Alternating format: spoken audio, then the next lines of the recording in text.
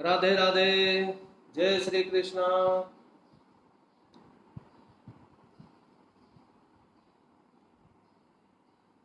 राधे कृष्णा।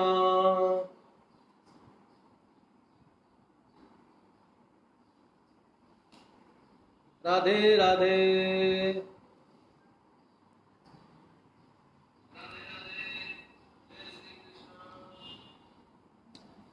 आप सभी लोगों का स्वागत है।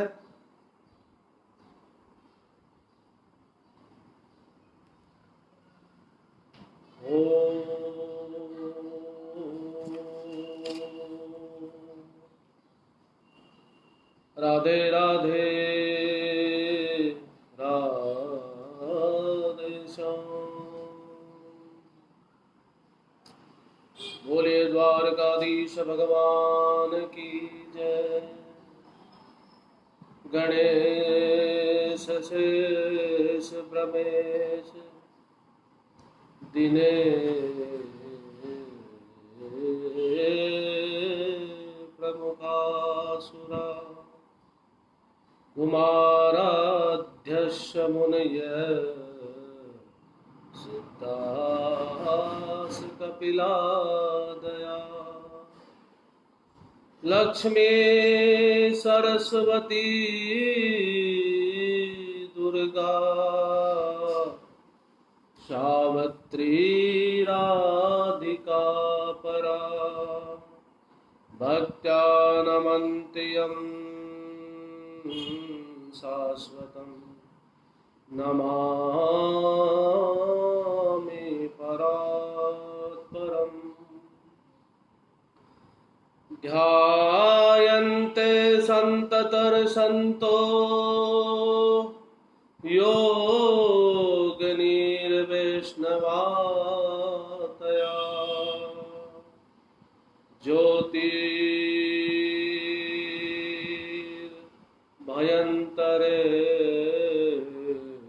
रूपम् अतुलं श्यामसुन्दरम्। ध्यायेतं परमं ब्रह्म परमात्मनारमेश्वरं निर्हमति निर्लिप्तं निर्गुणं प्रकृते महा सर्वेशं सर्वरूपं च सर्वकारणकारकम् सत्यं नित्यं च पुरुषं पुराणं परमावयम् सच्चिदानन्दरूपाय विश्वोत्पत्त्यादिहेतवे तापत्रये विनाशाय श्रीकृष्णाय वयं नुमः। मेरे गुरु सबसे बड़े, गुरु से बड़ा न कोई। रात समय मैं नाम लूं तो मेरा बाल न बांका हो। बोले भागवत महापुराण की जय। वेद व्यास जी महाराज की जय। सुखदेव जी महाराज की जय। सियावर रामचंद्र भगवान की जय। बजरंग बली की जय। हारे के सहारे की जय। शाकंभरी मात की जय। रानी सती दादी की जय। दधिमती मात की जय।